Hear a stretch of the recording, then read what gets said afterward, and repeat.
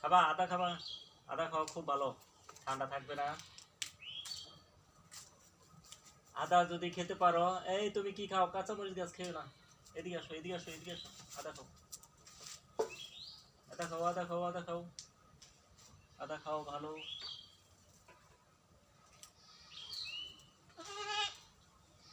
আয় আয় আয় আয়, আয়, আয়।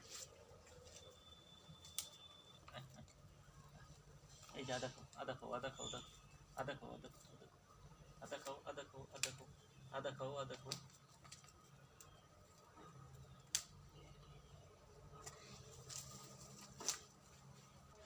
আসসালামু আলাইকুম দর্শক। দর্শক, কিছু আদা করেছিলাম বস্তাতে, বস্তাগুলো আজকে ছিঁড়ে ফেললাম। এখানে মোট 10টির মতন বস্তা করেছিলাম, 10টির থেকে আজকে 5টি উঠাচ্ছি, এর আগে 5টি উঠিয়েছি। দেখতে পাচ্ছেন দর্শক, অজস্র আদা হয়েছে। এই যে আদার বিচুনগুলো দেখতে পাচ্ছেন। যাই হোক, আমরা আদার কিছু কাজ করি, আপনারা সঙ্গে থাকুন।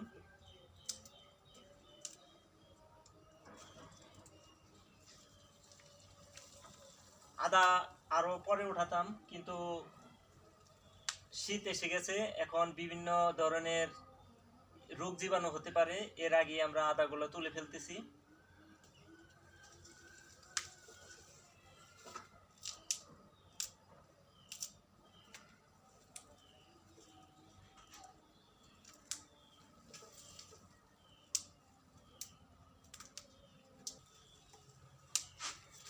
দর্শক, একটি বস্তা থেকে মোটামুটি 1.5 থেকে 2 কেজির মতো পাওয়া গেছে, কিন্তু বর্ষাতে প্রচুর বৃষ্টি হওয়ার কারণে কিছু আদা নষ্ট হয়ে গিয়েছে, যা কিনা আমরা বাঁচাতে পারিনি। আদা মোট আমি করেছি 50টি বস্তাতে, আজকে 5টি, এর আগে 5টি, মোট 10টি বস্তা। এর আগে আরও 10-15টি বস্তা আমরা উঠিয়েছি। আজকে 5টি বস্তার আদা দেখাচ্ছি।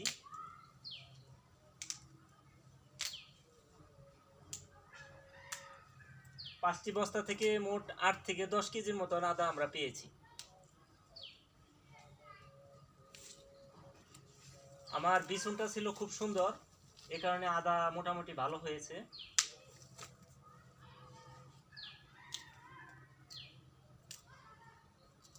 আপনারাও বস্তাতে আদা করবেন, আদা বস্তাতে অনেক সুন্দর হয়। এর আগের ভিডিওতে, অনেক আগে আমি যখন বুনেছিলাম তখন বিভিন্ন ভিডিও দেখিয়েছি আপনাদের, আদা কিভাবে বুনতে হয়, মাটি কিভাবে প্রস্তুত করতে হয়। আজকে ফলনটা আপনাদের দেখাচ্ছি।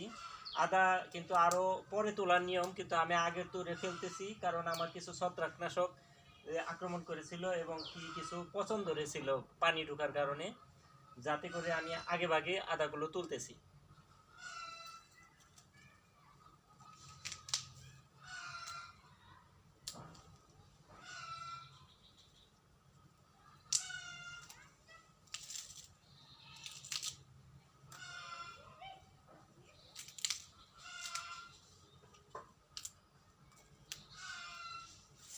দেখতেই পারতেছেন দর্শক, এক একটা আদা গাছে কত শিকড় হয়, প্রচুর শিকড়।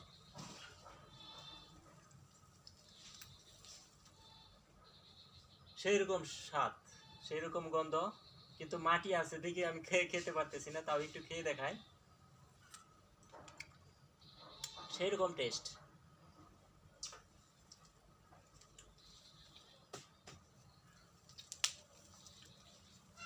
আদা মাটিতে থাকার কারণে একটু ধুয়ে খেতে হবে।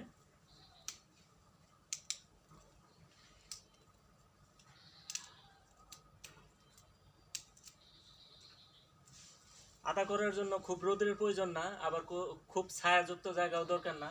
হালকা আলু, হালকা আলুতে আদা ভালো হয়।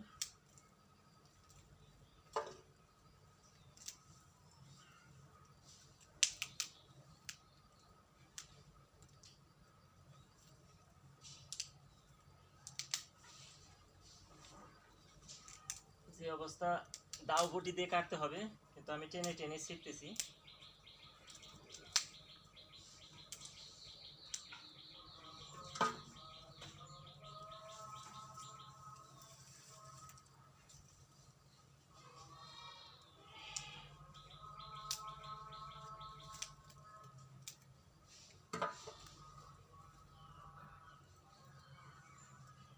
আমার এই আদাগুলোর বিচন ছিল হাইব্রিড জাতের, বোম্বাই আদা বলে এটাকে।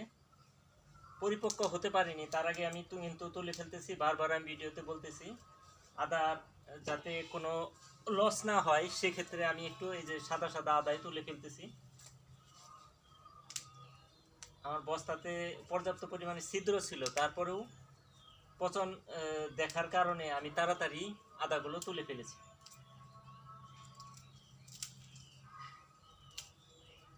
আপনারাও বস্তাতে আদা করলে সবসময় সতর্ক থাকবেন, যাতে করে বস্তাতে বেশিরভাগ পানি না জমে।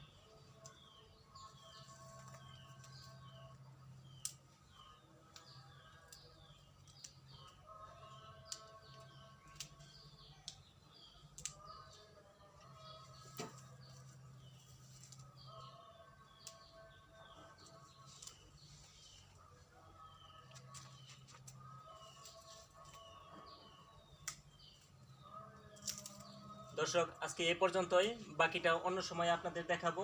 প্রচুর হাতের কাজ আছে, বাকি কাজগুলো করি। আপনারা সাথে থাকবেন সব সময়, ইনশাল্লাহ। এর পরবর্তীতে আরও বিভিন্ন জিনিস দেখানোর চেষ্টা করব। আসসালামু আলাইকুম।